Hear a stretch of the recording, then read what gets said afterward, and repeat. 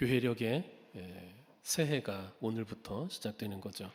대림절 기간에 강단에 기다림의 촛불을 밝히게 되는데 4주간 매주 촛불이 하나씩 늘어나서 점점 밝아지는 것처럼 여러분 안에 주님을 향한 사랑과 소망도 그렇게 밝아지고 또 명확해지기를 기대합니다. 예수께서 첫 번째 오셨을 때는 우리를 죄에서 구속하시기 위해 인간의 몸으로 오셨고 현재는 우리 가운데 성령으로 함께 하십니다.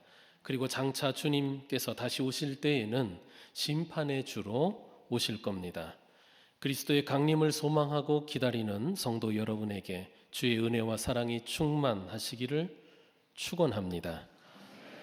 옛날 도나우강에 그 도나우강 가운데 있는 섬의 꽃들이 아주 아름답게 자라고 있었습니다. 한 청년이 애인에게 꽃을 가져다 주려고 그 섬까지 헤엄쳐 갔습니다. 그런데 꽃을 꺾어서 오다가 그만 그 강의 급류에 휘말리게 되고 그는 꽃을 그때 애인에게 던져주면서 나를 잊지 말아달라는 한마디를 남기고 급류에 휩쓸려 사라졌습니다. 여자는 평생 애인을 생각하며 꽃을 지니고 살았답니다. 그래서 그 꽃의 이름이 나를 잊지 말라는 뜻의 물망초라고 하지요. Forget me not, 나를 잊지 말아주세요. 사람이 갖는 두려움 중에 하나는 잊혀지는 것이라고 할 수 있습니다. 나라고 하는 존재가 잊혀지지 않을까 두려워하게 되죠. 나이를 먹을수록 마음속에 무엇인가 초조함과 두려움이 생긴다면 그것이 무엇일지 잘 들여다보십시오. 내가 사라지고 잊혀질 것에 대한 두려움이 아닌지 말입니다. 흔히 호랑이는 죽어서 가죽을 남기고 사람은 죽어서 이름을 남긴다고 하는 말이 있는데 이것은 명예로운 삶을 살아야 된다라는 뜻이지만 생각해보면 여기에도 잊혀지지 않고 이름이라도 좋게 기억되고 싶은 인간의 욕구가 담겨 있는 것 같습니다. 하지만 오늘 본문을 보면은 자신은 잊혀져야만 하는 사람이라고 생각했던 한 인물이 등장합니다. 바로 예수님이 오시는 길을 준비했던 인물 세례자 요한입니다. 예수님의 오심을 기다리는 대림절과 가장 잘 어울리는 인물이라고 할 수 있겠지요. 그는 유대 광야에서 하나님이 메시아 즉 그리스도를 보내주신다는 것과 우리가 그리스도를 맞을 준비를 해야 한다는 것을 증거하고 외쳤습니다. 예루살렘 성전에서 외친 것도 아니고 사람들이 많이 모이는 광장이나 또 왕래가 빈번한 시장 어귀에서 외친 것도 아닙니다. 그는 거친 광야에서 외쳤습니다. 하지만 그의 등장은 유대 사회에 상당한 울림을 주었습니다. 많은 사람들이 요한이 거하는 광야로 나와서 그의 투박하지만 거침이 없는 설교를 듣고 감화받았습니다. 그리고 요단강에 가서 그에게 세례를 받았지요. 요한은 광야에서 외쳤지만 그에 대한 소문은 유대 사회에 큰 반향을 불러 일으켰습니다. 과연 세례 요한은 누구일까? 사람들이 그의 정체를 두고 이런저런 이야기들을 했습니다.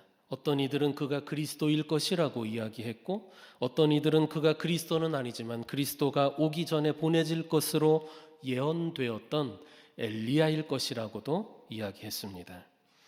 또 어떤 이들은 메시아와는 직접적인 상관은 없을지라도 그는 분명히 능력 있는 선지자임에 틀림없다고 이야기했습니다. 세례 요한의 남다른 카리스마와 힘 있는 메시지는 유대 사회에서 그의 정체를 둘러싼 궁금증과 관심을 불러 일으킨 것입니다. 그러자 유대 종교 지도자들과 정치 지도자들이 긴장하지 않을 수 없었어요. 그들은 세례 요한으로 인해 민심이 동요하거나 자신들의 입지가 약해지면 곤란하다라는 생각을 갖고 있었을 겁니다. 그들 역시 세례 요한이 과연 어떤 인물인지 누구인지 궁금했겠죠. 어느 지파 사람인지 누구의 자식인지 그는 과연 사람들의 이야기처럼 그리스도가 맞는지 아니면 엘리야인지 아니면 능력 있는 선지자 중에 하나인지 급기야 유대 지도자들은 몇몇 제사장들 또 레위인들을 세례 요한이 있는 광야로 파송을 합니다. 그래서 세례 요한의 정체를 알아보고 와라 시키는 거죠. 요한을 찾아온 그들은 묻습니다. 당신은 누구냐고. 요한의 정체를 물었어요. 그러자 본문 20절에 보면 세례 요한은 숨기지 않고 드러내어 고백했다고 나옵니다. 나는 그리스도가 아니오라고 말이죠. 이 요한의 대답을 보건대 아마도 제사장들, 레위인들은 이렇게 질문했었던 것 같아요. 한간에는 당신이 그리스도라고 하는 얘기가 있던데 그 말에 대해 당신은 어떻게 생각합니까? 그 말이 맞습니까? 당신은 그리스도입니까? 라고요. 그때 요한이 주저없이 대답했던 거죠. 아니요, 나는 그리스도가 아닙니다. 그러자 그들이 다시 요한에게 물었습니다. 그러면 당신은 엘리야요? 사람들이 당신을 그리스도가 오기 전에 먼저 보냄을 받는다는 그 엘리야라고도 하던데 그 말이 맞는 것이요? 그 물음에 대해서도 요한은 아니라고 대답합니다. 나는 엘리야가 아니요. 그러자 또 물어요. 그렇다면 당신은 선지자입니까? 이에 대해서도 요한은 아니라고 대답하죠. 우리가 이 장면을 보면 요한의 정체에 대해서 이런저런 이야기들이 있었다는 것과 또 그만큼 요한이 백성들 사이에서 대단한 인물로 평가받고 있었다는 것을 알 수가 있습니다. 광야에서 외치는 세례 요한이 그 어떤 예루살렘의 정치인이나 종교 지도자들보다도 백성들의 인정과 신망을 받고 있었던 거죠. 여러분, 사람들에게 인정받고 인기를 누린다라고 하는 건 참으로 매력적인 일이 아닐 수 없을 겁니다. 좋은 평가를 받고 인기를 얻는 것은 누구나 그 인생에서 누리고 싶은 것 아니겠습니까? 인정의 욕구는 우리 인간의 아주 기본적이고도 강력한 욕구입니다. 이 욕구가 사람의 인생에서 얼마나 강력하게 작용하는지 생각해 보면은 참 놀라울 정도입니다. 보십시오. 아이가 얼마나 부모의 인정을 받고 싶어 합니까? 그게 채워지지 않을 때 또 얼마나 상처를 받습니까? 선생님과 친구들의 인정을 얼마나 받느냐가 학창 시절을 지배한다고 해도 과언이 아닐 겁니다.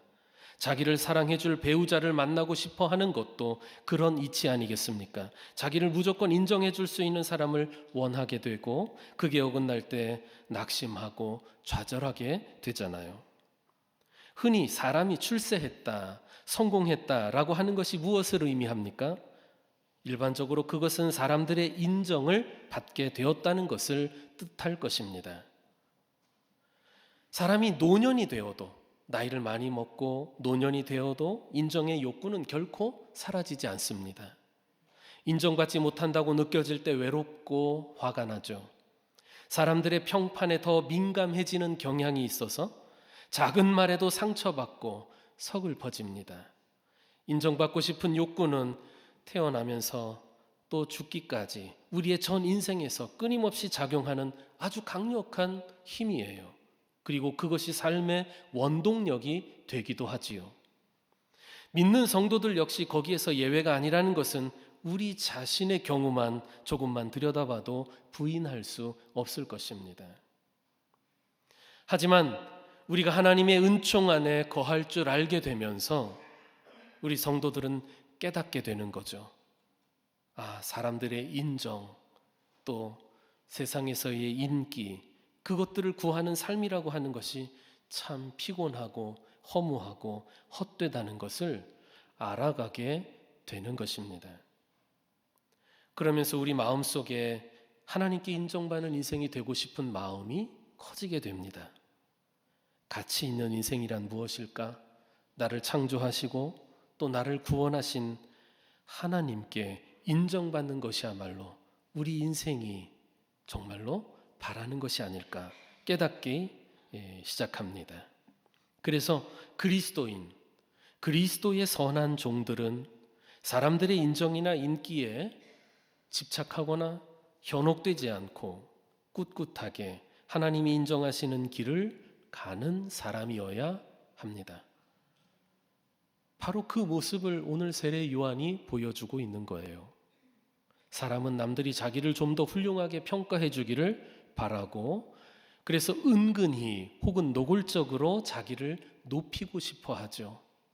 그래서 틈만 나면 자랑합니다. 자기가 자랑할 게 없으면 자기 자식이라도 자랑하고, 자식 자랑할 게 없으면 자기가 기르는 개라도 자랑을 합니다. 우리 이게 참 똑똑하다고.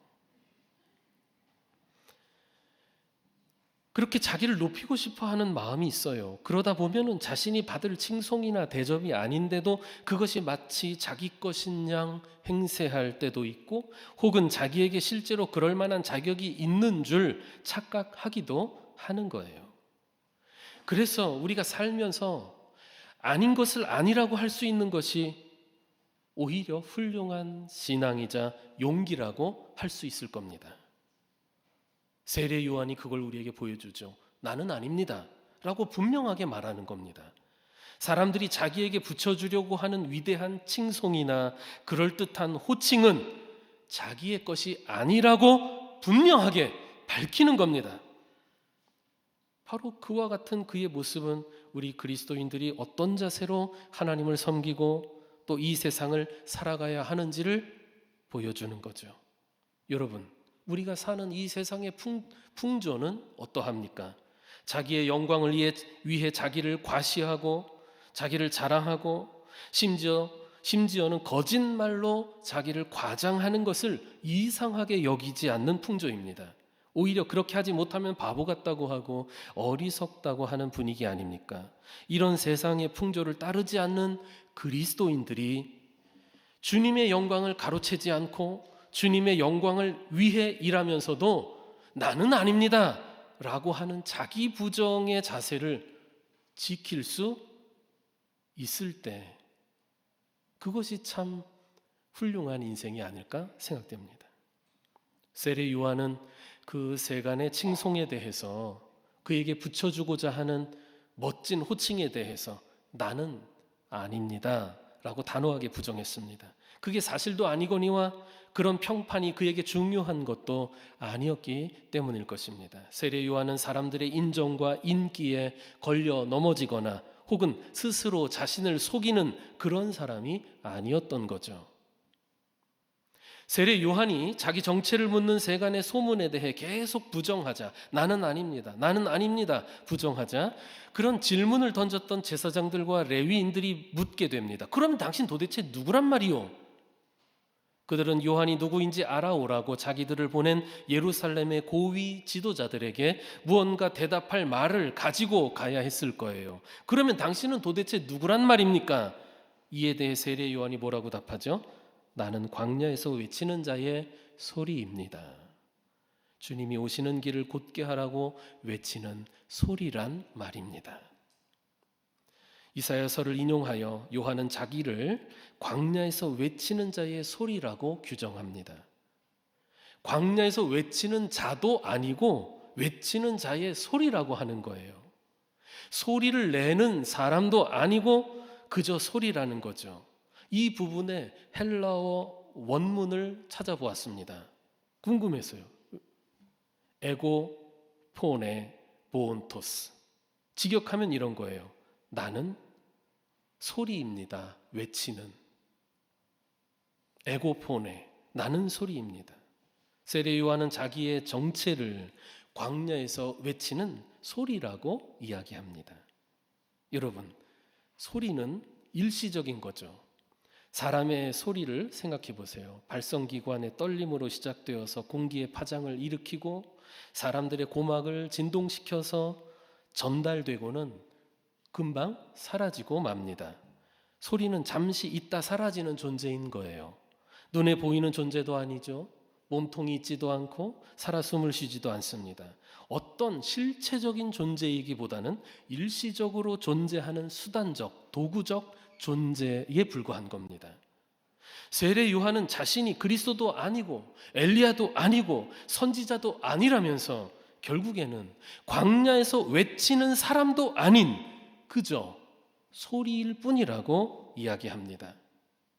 무엇인가를 전하고 소멸해가는 소리, 아무리 좋은 내용을 전달하는 소리라고 해도 그 소리 자신은 금세 사라져버리고 말잖아요. 요한은 자신이 인정받고 기억될 만한 존재가 아니라 보이지도 않고 금방 사라지게 될 소리일 뿐이라고 자처하는 겁니다. 그런데 생각해 보십시오. 주의 영광을 위해서 일한다는 사람들, 주님을 위해 산다고 하는 사람들, 그런 사람의 태도가 그래야 되지 않겠습니까? 만일 주의 일을 하는 것이 자기를 높이고 자랑하고 자기의 명예와 명성을 위한 것이라면 그거는 주객이 전도된 일이고 자칫 음흉한 일이 될 수 있을 겁니다. 혹시 애초에 그런 의도가 아니었더라도 주의 일을 하다가 어떻게 사람들에게 좋은 평판을 얻고 인정을 받아서 자꾸 자기가 드러나게 되고 또 남들이 높여주려고 할 때는 바로 스스로 자기를 부정하는 자세가 필요하겠죠. 나는 아닙니다 라고 말이죠. 여러분, 세상에 나온 많은 이단들 중에 보면 그 시작이 하나님의 일과 교회에 아주 열심을 냈던 사람들이 많아요. 그런 열심을 통해 그들이 사람들에게 인정받고 자기가 드러나게 되자 교만해지고 또 악한 욕망을 품게 되죠. 그때 마귀가 사람들의 입을 통해, 아니 자기 마음속에서 스스로에게 먼저 물어보게 되는 거예요. 당신이 그리스도요? 당신이 엘리야요? 당신은 선지자입니까? 바로 그 물음을 물을 때, 물음이 들려올 때 답을 하는 겁니다. 그런 것 같은데요? 맞아요. 내가 그리스도죠. 내가 엘리야입니다. 나는 선지자입니다. 이렇게 마음의 답을 내리면서 결국은 잘못된 길로 빠지는 것 아니겠습니까? 우리가 주의 일을 한다는 것, 그리고 그리스도인으로서 살아간다는 것은 수시로 나는 아닙니다 라고 자기를 부정하고 모든 영광은 주님께 돌리는 것이어야 합니다. 주님을 높여드리기 위해서는 나는 낮아져야 되는 겁니다.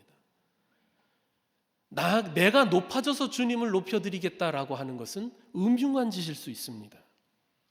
주님께서 받으셔야 할 칭송과 영광된 호칭을 자신의 것으로 착각하지 말아야 합니다.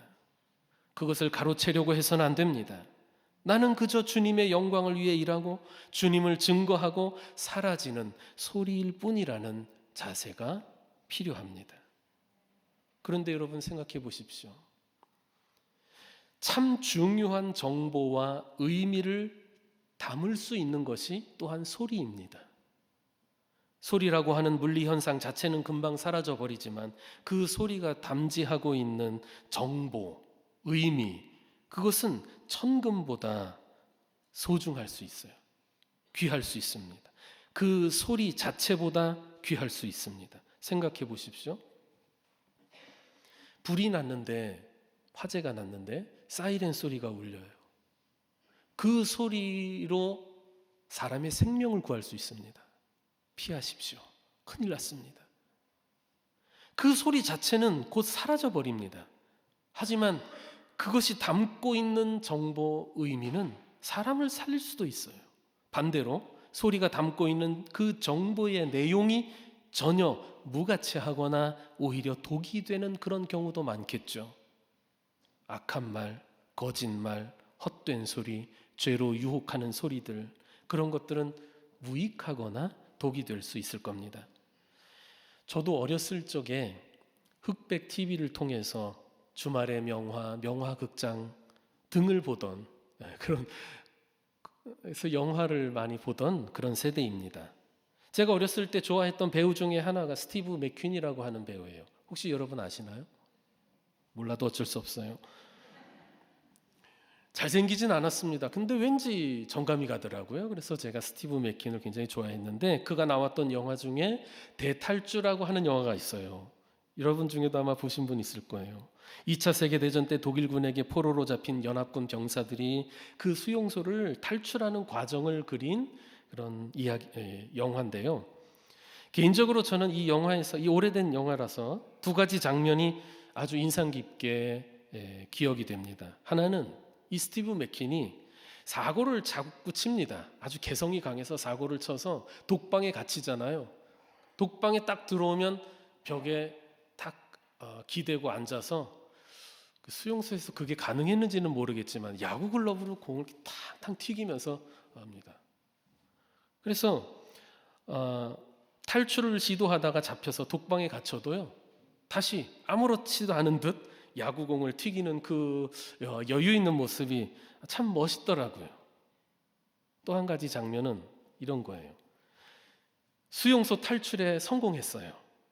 그래서 그 탈출에 성공한 일군의 연합군들이 독일 점령 지역을 벗어나기 위해 독일 사람 행세를 하면서 버스였는지 기차였는지 타는 장면이에요.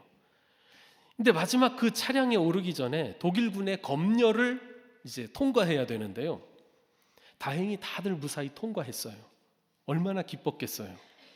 그런데 그렇게 통과하면서 그 포로들의 지휘관이었던 것 같은데 그 사람이 독일군 검열관에게 고맙다는 인사를 건넨다는 것이 그만 땡큐라고 말해버린 거예요. 인사말을 하지 말든가 아니면은 독일어로 단케 했으면 됐을 텐데 말이죠. 그 땡큐라는 한마디, 탈출하던 포로들이 전부 잡혔어요. 발각돼서 전부 잡혔습니다. 그 한마디의 소리가 탈출하던 사람들의 운명을 완전히 바꿔놓게 됐죠. 적절한 이인지는 모르겠어요. 소리라고 하는 물리적 현상은 금세 사라지고 마는 것이지만 그 소리가 담고 있는 정보나 내용이나 또 내포하고 있는 의미라고 하는 것은 사람을 살리기도 하고 죽이기도 하는 영향력을 발휘하기도 합니다. 보십시오. 여러분이 하나님의 자녀가 된 것 소리 때문 아닙니까?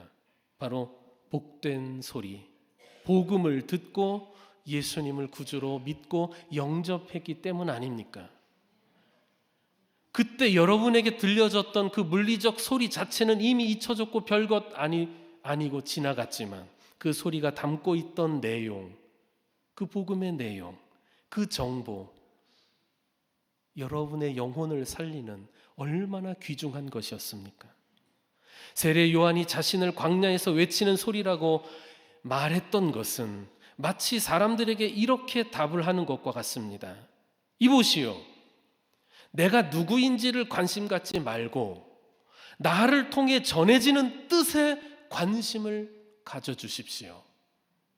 사람들은 당신은 누구냐? 그리스도냐? 엘리야냐? 선지자냐? 그 정체를 묻는데 외치는 나를 보지 말고 그 나의 외침이 담고 있는 하나님의 뜻이 무엇인지를 귀담아 들어주십시오. 이런 뜻으로 이야기하는 것 같아요.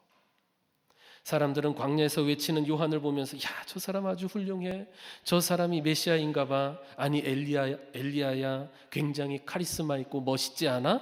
이런 식으로 이야기했습니다. 요한을 존경하기도 하고 흠모하기도 하고 따라다니기도 했지요. 그런데 요한은 이야기하는 겁니다. 여러분, 나를 보지 마십시오. 나를 통해 전해지는 하나님의 뜻에 집중하십시오. 이렇게 이야기하는 거죠. 나는 그냥 잠시 있다 사라지는 소리일 뿐입니다. 요한은 자신을 드러내는 것이 목적이 아니라 자기 뒤에 오실 그리스도를 드러내야 한다는 것과 그분을 맞이하도록 사람들을 준비시키는 것이 자기의 사명이라는 것을 잘 알고 있었던 겁니다. 자기의 사명과 자기를 높이려고 하는 욕망을 혼동하지 않는 거죠. 그리고 주님을 높이 드러내기 위해 자기는 주님을 알리고 금방 사라져야 할 소리 같은 존재라는 인식을 갖고 있었어요. 그래서 자신을 높이는 일이나 자신에 대한 사람들의 그 평판과 인정에 매몰되지 않았고요. 오히려 자신에게 집중되고 있는 이 시선을 주님께로 돌리려고 애쓰는 모습을 보여주게 됩니다. 본문 뒤에 나오는 요한복음 1장 27절 말씀 보면 요한이 자기 뒤에 오시는 그리스도를 강조하면서 이렇게 이야기합니다. 나는 그의 신발끈을 풀기도 감당하지 못하겠노라. 신발끈을 푸는 종은요, 그 집안에서도 가장 지체가 낮은 종이에요. 주님의 길을 준비해야 하는 요한 자신은 그런 가장 낮은 종의 역할도 감당하기 버거워하는 그런 존재라는 이야기죠. 사람들이 자신을 칭송하고 자기를 대단한 존재로 평가해주고 있지만 자기는 종 중에서도 가장 낮은 종보다도 못한 존재라고 하는 그런 인식을 보여주고 있는 거예요. 여러분, 성도된 우리도 주님의 일을 하고 또 교회를 섬기고 할 때에 세례 요한이 보여주는 이와 같은 자세, 나는 아닙니다, 나는 소리일 뿐입니다 라고 하는 자세를 가져야 하지 않겠습니까? 가만히 생각해 보면 우리 인생이라고 하는 것이 사실 소리와 같아요. 우리는 오래 사는 것 같지만 사실 영원의 관점에서 보면 우리도 잠시 있다가 사라져버리는 소리와 다르지 않습니다. 단지 잠시 살다가는 우리 이 인생을 통해 어떤 내용, 어떤 정보, 어떤 의미를 전달해주고 사라지겠는가, 그것이 문제겠죠. 우리는 어떤 소리로 살아가고 있습니까? 나는 어떤 내용, 어떤 의미를 담은 소리로 외쳐지고 있는 것입니까? 광야에 외치는 소리처럼 하나님의 뜻을 드러내고 주님을 맞이하도록 사람들을 준비시키는 그런 소리인가요? 아니면 나 자신을 높이고 자랑하기 위해서 나팔을 부는 소리인가요? 세상과 사람들을 향해 나를 좀 인정해 달라고, 나를 좀 기억해 달라고, 잊지 말아 달라고 절규하고 있는 소리입니까? 세례자 요한은 자신을 잠시 존재하다가 사라지고 잊혀지게 될 소리로 여겼습니다. 그것은 사람들이 자기를 알아주지 않더라도 상처받지 않고 개의치 않을 준비가 된 거죠. 그는 하나님의 뜻이 드러나는 소리였습니다. 그리스도를 전하고 그리스도를 높이는 소리였습니다. 비록 일시적인 존재이지만 이처럼 영원하신 하나님의 뜻을 밝혀주고 그리스도의 복음을 드러내는 소리일 때 그것처럼 가치 있는 존재가 또 어디 있겠습니까? 바로 그것에 우리의 삶의 역설이 있는 겁니다. 소리는 일시적이고 잊혀질 존재이지만 그 소리가 어떤 것을 담고 어떤 것을 외치고 있는 소리인지에 따라 가장 영원하고 고귀한 소리가 될 수도 있는 거죠. 우리는 소리입니다. 자기를 자랑할 것도 드러낼 것도 없이 곧 사라질 소리이지만 하나님의 뜻과 그리스도를 드러내고 또 하나님을 영화롭게 하는 일에 쓰이는 소리일 때 거기에는 잊혀진다는 두려움도 또 아쉬움도 없을 것입니다.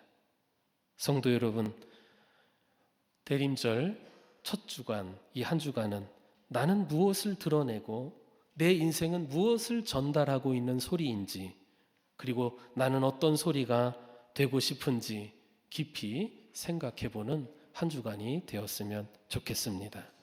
주의 은혜가 여러분에게 함께 하시기를 진심으로 축원합니다. 기도합시다. 영원하신 하나님, 무엇인가를 전달하고 사라져버리는 소리처럼 우리 인생도 일시적인 존재이지만 우리의 인생이 주의 뜻을 드러내고 주의 영광을 높여드리는 거룩한 소리로 살 수 있도록 우리를 성령의 능력과 지혜로 충만하게 하옵소서. 예수님의 이름으로 기도드리옵나이다. 아멘.